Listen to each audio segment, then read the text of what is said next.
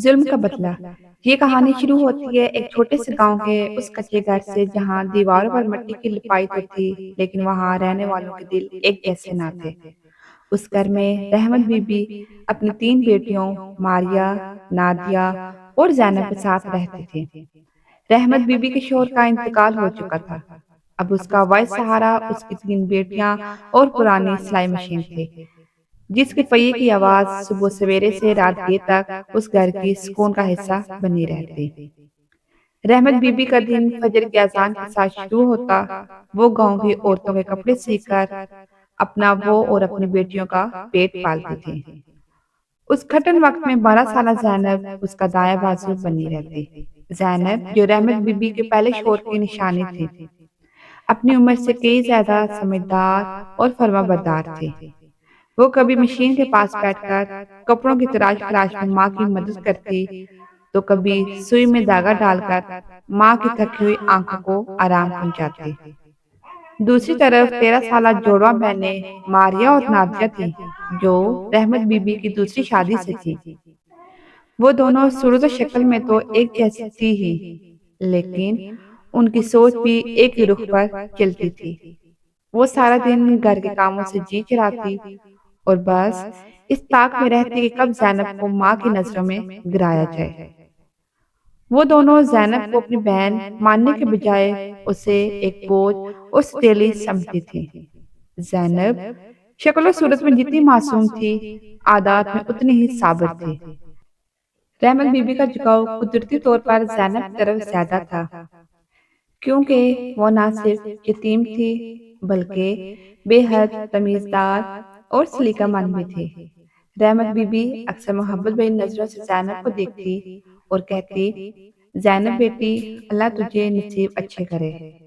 तू तो मेरी उजड़ी हुई जिंदगी का चुराग है। ये सुनते ही सैन के दूसरे कोने में बैठी मारिया और नादिया के चेहरों पर नफरत की लहर दौड़ जाती। जैनब का ज्यादातर वक्त बर्तन धोने और घर की सफाई सुथराई में गुजरता था। जब वो झुककर भारी परात और देगचियां मांज रही होती, तो मारिया और नादिया सामने ही सैने बिछी चारपाई पर बड़े मजे से पांव फैलाकर बैठी रहती। जब रहमत बीबी देखती कि जैनब अकेली सारा काम कर रही है और ये दोनों मजे से बैठी हैं, तो वो उन्हें सख्ती से डांटती और कहती, तुम दोनों भी कुछ शर्म करो। देखो जैनब हर काम में मेरी मदद करती है और तुम होके हिलकर पानी का गिलास तक नहीं पीती। कुछ जैनब से ही सीख लो कि माँ बाप की खिदमत कैसे की जाती है। माँ की ये डांट सुनकर वो दोनों जैनब को और भी ज्यादा नापसंद करने लगते। घर में जब भी खाने का वक्त होता, हसद की एक नई दीवार खड़ी हो जाती। एक शाम रहमत बीबी ने जैनब की सख्त मेहनत देखकर उसे चुपके से पराठे का एक इजाफी नवाला या थोड़ी सी मलाई दे दी, तो मारिया की उकाबी नजरों ने देख लिया। वो फौरन चीखी, वाह अम्मा वाह, हमें तो सूखी रोटी और जैनब के लिए मलाइयाँ। हम तो जैसे इस घर में नौकरानियां हैं। नादिया ने भी जहर उगलते हुए कहा, हाँ मारिया, अम्मा को तो जैनब की शक्ल में हूर की परी नजर आती है। हम तो शायद किसी दूर के रिश्तेदार हैं। जैनब बेचारी अपना नवाला हलक में ही रोक लेती और निम आंखों से अपनी प्लेट की तरफ देखने लगती। वो उनका मजाक और तंज खामोशी से सह लेती, कभी पलट कर जवाब न देती। एक तपती दोपहर जब लू चल रही थी और परिंदे भी दरख्तों की ओट में छुप गए थे, रहमत बीबी अपनी पुरानी मशीन पर बैठी गांव की चौधरानी का जोड़ा सी रही थी। तपती धूप की वजह से हबस सा और रहमत बीबी का गला प्यास से कांटे की तरह चुभने लगा। उसने बेहाल होकर आवाज दी, मारिया, नादिया बेटा देखो, गड़े में पानी खत्म हो गया है। जरा बाहर कुएं से ठंडा पानी भर लो, मेरी प्यास से जान निकल रही है। मारिया, जो पंखा झेल रही थी, गुस्से से बोली, अम्मा आपको नजर नहीं आ रहा बाहर कितनी धूप है? मेरा तो रंग झुलस जाएगा, मैं नहीं जा सकती। नादिया ने भी करवट बदलते हुए कहा, अम्मा मेरे सर में दर्द है, मैं इतनी दूर कुएं तक नहीं जा सकती। आप जैनब को क्यों नहीं कहती? वो तो आपकी हर बात पर जी करती है। जैनब जो कोने में बैठकर कमीज के बटन टांग रही थी, फौरन उठी उसने देखा कि उसकी माँ का चेहरा प्यास और थकन से जर्द पड़ रहा है। उसने बगैर कुछ कहे मिट्टी का बड़ा मटका उठाया और सर पर चादर ओढ़कर बाहर निकल गई। बाहर आग बरसाता सूरज था और पांव तले जलती रेत। ज़ैनब के छोटे-छोटे पाँव तपती ज़मीन पर पड़ रहे थे, लेकिन उसके ज़हन में सिर्फ अपनी माँ की प्यास थी। जब वो गांव के दूर वाले कुएं पर पहुंची तो वहां भी औरतों का हुजूम था। उसने अपनी बारी का इंतजार किया और फिर पूरी हिम्मत जमा करके रस्सी से भरा हुआ मटका ऊपर खींचा। उसका नाजुक जिस्म उस बोझ से कांप रहा था, लेकिन उसने हिम्मत ना हारी। जब वो पानी से भरा भारी मटका सर पर रखकर घर पहुंची तो उसका चेहरा गर्मी से तमतमा रहा था और सांसें उखड़ रही थी। उसने माँ को ठंडा पानी पिलाया। रहमत बीबी ने जब ज़ैनब के हाथ देखे जो रस्सी खींचने से सुर्ख हो चुके थे, तो उसकी आंखों में आंसू आ गए। उसने ज़ैनब का सर चूमा, लेकिन ये देखकर मारिया और नादिया के सीनों में जैसे आग लग गई। वो दोनों जाकर एक दूसरे से सरगोशियां करने लगी। देखना नादिया, ये लड़की अपनी मासूमियत दिखाकर अम्मा को हमसे दूर कर देगी। हमें कुछ ऐसा करना होगा कि ये कुएं से पानी लाने के काबिल ही ना रहे, या फिर हमेशा के लिए हमारे रास्ते से हट जाए। एक दिन रहमत बीबी अपनी मशीन पर बैठी तेजी से कपड़े सी रही थी कि गांव की एक औरत अपना जोड़ा सिलवाने के लिए आई। उसने कपड़ा देते हुए अफसोस से कहा, रहमत बीबी, सुना है आपने, हमारे गांव का कुआं तो बिल्कुल सूख गया है। अब पानी की बूंद बूंद को तरसेंगे। सुना है अब सबको गांव के दूसरे पार, जो खेतों के दरमियान पुराना कुआं है, वहां जाना पड़ेगा। ये सुनकर रहमत बीबी परेशान हो गई, क्योंकि वो कुआं काफी दूर और सुनसान जगह पर था।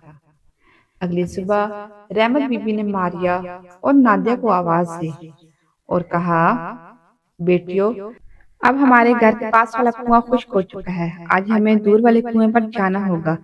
अकेली सैनब इतना बोझ नहीं उठा सकेगी। तुम दोनों भी गड़े उठाओ और मेरे साथ चलो। मारिया और नादिया ने हमेशा की तरह माथे पर बल डाले और बड़बड़ाते हुए मटके उठाकर अपनी माँ और जैनब के पीछे चल दी। वो रास्ता काफी कठिन था। कच्ची पगडंडियों से होते हुए वो लहलाते खेतों के दरमियान पहुंची, जहां वो पुराना और गहरा कुआं वाक़ था। इर्द गिर्द मकई और गंदम की फसलें इतनी ऊंची थी कि वहां से गुजरने वाला कोई नजर न आता था। रहमत बीबी और जैनब कुएं के दहाने पर खड़ी होकर बड़ी मेहनत से रस्सी खींचकर पानी निकालने लगी और गड़े भरने लगी।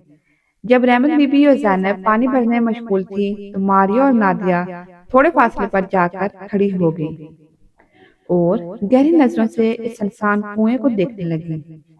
मारिया ने नादिया के कान में सरगोशी की। नादिया, देख रही हो ये जगह कितनी वीरान है। इर्द गिर्द फसलें हैं और कोई देखने वाला भी नहीं। अगर हम किसी दिन पानी भरने के बहाने जैनब को यहाँ अकेला लाएं और उसे इस गहरे कुएं में धक्का दे दें, तो हमेशा के लिए इससे जान छूट जाएगी। सब यही समझेंगे कि पांव फिसलने से वो गिर गई है। नादिया ने शैतानी मुस्कुराहट के साथ सर हिलाया और इस खौफनाक मंसूबे पर इत्तेफाक किया। कुछ दिन गुजरे तो मारिया और नादिया ने अपने इस भयानक मंसूबे को हकीकत का रूप देने की ठानी। एक शाम जब सूरज ढलने वाला था, मारिया ने बड़ी मासूमियत से रहमत बीबी से कहा, अम्मा, घर में पानी खत्म होने वाला है, आप थक गई होगी। इस बार आप रहने दें, हम दोनों जैनब को साथ ले जाती हैं और दूर वाले कुएं से पानी भर लाती हैं। रहमत बीबी ने अपनी बेटियों की इस अचानक हमदर्दी पर यकीन कर लिया और उन्हें जाने की इजाजत दे दी। वो तीनों मटके उठाकर खेतों की तरफ चल दी। जब वो इस वीरान और गहरे कुएं के पास पहुंची, तो इर्द गिर्द खामोशी का राज था। मारिया ने एक बहाना बनाया और जैनब से कहा, जैनब, जरा आगे होकर देखो, क्या पानी साफ नजर आ रहा है। जैसे ही मासूम जैनब कुएं के दहाने पर झुकी, मारिया और नादिया ने पूरी कुएं से उसे धक्का दे दिया। जैनब की एक चीख निकली और वो गहरे पानी में जा गिरी। दोनों बहनों ने जल्दी से उसकी गिरी हुई चप्पल उठाई और वहां से सरपट दौड़ लगा दी। घर पहुंचकर उन्होंने झूठा नाटक शुरू कर दिया। मारिया हामती हुई रहमत बीबी के पास पहुंची और रोते हुए बोली, अम्मा, गजब हो गया। ज़ैनब कुएं के पास पानी भर रही थी कि अचानक झाड़ियों से खूंखार भेड़िया निकला और उसे घसीटकर जंगल की तरफ ले गया। हम डर के मारे कुछ न कर सके और सिर्फ उसकी चप्पल हमें मिली। रहमत बीबी ये सुनकर सख्ते में आ गई। उसने अपना सर पीट लिया और दहाड़े मार मार कर रोने लगी। उसे अपनी लाडली बेटी के ऐसे दर्दनाक अंजाम पर यकीन नहीं आ रहा था। वो सदमे से निढाल होकर जमीन पर गिर पड़ी। दूसरी तरफ ज़ैनब कुएं के ठंडे पानी में अपनी जिंदगी की जंग लड़ रही थी और मदद के लिए पुकार रही थी। खुशकिस्मती से कुछ फासले पर एक किसान अपने खेतों को पानी दे रहा था। उसे कुएं से आती हुई मध्यम सी आवाज सुनाई दी। वो दौड़ता हुआ वहां पहुंचा और फौरन एक लंबी रस्सी नीचे फेंककर ज़ैनब को बाहिफाजत बाहर निकाला। वो मासूम बच्ची खौफ से कांप रही थी। किसान उसे अपने घर ले गया, जहां उसकी बीवी अमीना ने ज़ैनब को कुछ कपड़े पहनाए और उसे दिलासा दिया। अमीना ने परेशानी के आलम में अपने शोहर की तरफ देखा और घबराई हुई आवाज में पूछा, ये बच्ची इस तरह क्यों रो रही है? उसे इस हाल में कहाँ से लाए हैं? किसान ने गहरा सांस लेकर कहा, अमीना, इस बच्ची पर जुल्म हुआ है। इसकी बहनों ने उसे मारने के लिए कुएं में गिरा दिया था, मगर मैंने वक्त पर बचा लिया। जब उससे घर का पता पूछा गया तो ज़ैनब कुछ न बता सकी, बस माँ का चेहरा याद था। किसान ने कहा, बेटा परेशान ना हो, आज से तुम हमारे साथ रहोगी। अमीना ने भी कहा, अब तुम हमारी बेटी हो। ये सुनकर ज़ैनब को सुकून मिला। इधर गांव में रहमत बीबी परेशान थी। उसे बेटियों की बात पर शक था, मगर सबूत ना था। पड़ोसन ने कहा वो कुआं खतरनाक है, शायद हादसा हुआ हो। रहमत बीबी मानने को तैयार न थी, जबकि मारिया और नादिया अंदर ही अंदर खुश थी। जैनब किसान के घर में रहने लगी और दिन भर कपड़े सीती और कढ़ाई करती, जो उसने अपनी माँ से सीखी थी। वक्त गुजरा और जैनब एक खूबसूरत और पुरएतमाद लड़की बन गई, मगर उसका शौक वैसा ही रहा। एक दिन किसान की भांजी सना, जो शहर की फैशन डिजाइनर थी, आई। उससे जैनब का काम देखा और कहा, जैनब, तुम्हारे हाथ में जादू है, मेरे साथ शहर चलो, तुम्हारा हुनर दुनिया देखेगी। जैनब ने इजाजत लेकर सना की ऑफर कबूल कर ली। शहर जाकर वो जल्द कामयाब डिजाइनर बन गई। उसने अपनी कमाई से किसान और अमीना के लिए बड़ा घर और गाड़ी खरीदी। इधर रहमत बीबी बूढ़ी और लाचार हो गई थी, जबकि मारिया और नादिया बदतमीज हो चुकी थी। रहमत बीबी अब भी जैनब को याद करके रोती थी। एक दिन जैनब ने अपने कपड़ों की नुमाइश रखी, जो उसी गांव में थी जहां उसका बचपन गुजरा था। वो किसान और अमीना के साथ वहां पहुंची। रहमत बीबी, मारिया और नादिया भी वहां मौजूद थी। रहमत बीबी ने कपड़े देखे तो पहचान गई कि उसके हुनर जैसे हैं। उसने जैनब को देखा और पुकारा, जैनब, मेरी बेटी। जैनब भी दौड़कर माँ से लिपट गई। मारिया और नादिया ये देखकर घबरा गई। किसान ने सबको बताया कि उसे जैनब कुएं में मिली थी। सच सामने आते ही मारिया और नादिया कांपने लगी। रहमत बीबी ने गुस्से में उन्हें थप्पड़ मारा।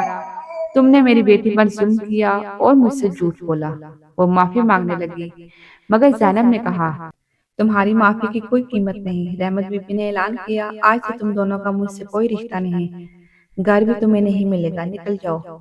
मेरी बेटी सिर्फ जैनब है।